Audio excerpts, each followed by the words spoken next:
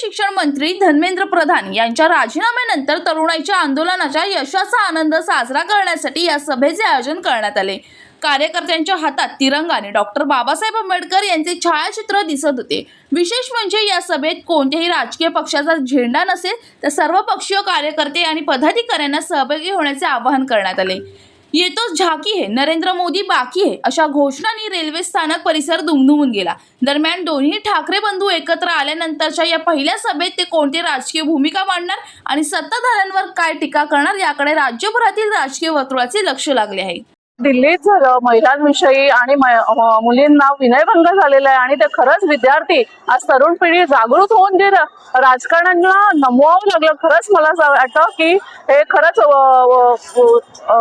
हे करणारे प्रोत्साहन करणारे आणि कौतुक करणारं आहे आणि दोन्ही ठाकरे आले हे खरंच आता महाराष्ट्राच्या दृष्टीने एक वेगळं राजकारण आता घडणार आहे आणि ही नवीन पर्व आता सुरुवात झालेली आहे। मला वाटतं मी सर्व विद्यार्थी तरुणाई आणि सगळ्यांचे कौतुक करते आणि सर्वांचे अभिनंदन करते की त्यांना राजकारण्यांना जे सत्तेत होते त्यांना नमवलेलं आहे। सगळ्यांचं कौतुक आहे। आपण पाहिलेलं आहे की दिल्लीला जंतर मंतर येथे विद्यार्थ्यांवर जो अमानुष लाठीचार्ज झाला, पूर्ण विद्यार्थी रक्तबंबाळ झालेले आहेत। त्यामुळे त्यानंतर पूर्ण विद्यार्थी एकवटले आणि विद्यार्थ्यांची ताकद काय असते काल दाखवून दिलेलं आहे। काल धर्मेंद्र प्रधान शिक्षण मंत्री यांचा राजीनामा घेतलेला आहे। आपल्याला माहिती आहे की येतो एक झाकी आहे, नरेंद्र मोदी बाकी आहे। कारण आपण ज्या वेळेला विद्यार्थी सगळे एकवटले त्यावेळेला विद्यार्थी ताकद काय असते हे दाखवून दिलेलं आहे की आणि आम्हाला गर्व आहे की मराठी माणूस एक अभिजित दिपके यांनी पूर्ण दिल्ली हलवलेली आहे। त्यामुळे पुन्हा एकदा सिद्ध झालेलं आहे की दिल्लीच्याही तख्त राखीतो महाराष्ट्र माझा।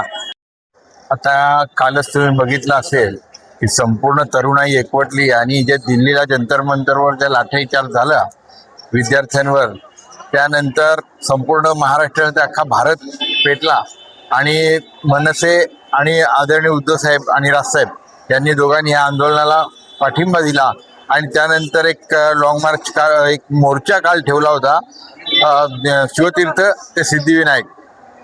पण काल काय झालं की ह्या सरकारला नमावं लागलं आणि मोदीजींनी काल त्याचा राजीनामा घेतला महेंद्र प्रधानांचा आणि जो विजय जंतर मंतरवर काल जल्लोषात साजरा झाला तरुणांचा, खरंच जर बघितलं तर हा विजय हा संपूर्ण सर्व पक्षांचा आणि सर्व भारतीय नागरिकांचा आणि तरुणांचा आहे। आणि निश्चितपणे मला एकच सांगावंसं वाटतं की आज जो जल्लोष आज शिवतीर्थावर होणार आहे तो नक्कीच अभूतपूर्व असेल। आज शिवसैनिक आणि मनसैनिक हे दोन्ही आज तिथे उतरणार आहेत आणि नक्की एक जनतेचा एक सागर तिथे लोटणार आहे। आणि या मुळात महत्वाचं एक की यामध्ये कुठलाही पक्षाचा झेंडा नाहीये। आदरणीय साहेबांनी सांगितलं कुठल्याही पक्षाचा झेंडा नसेल, फक्त ते एक आणि एक तिरंगा असेल आणि त्यावरच सगळे आम्ही एकत्रित येणार आहोत। राहुल कांबळे, जनशक्ती कल्याण।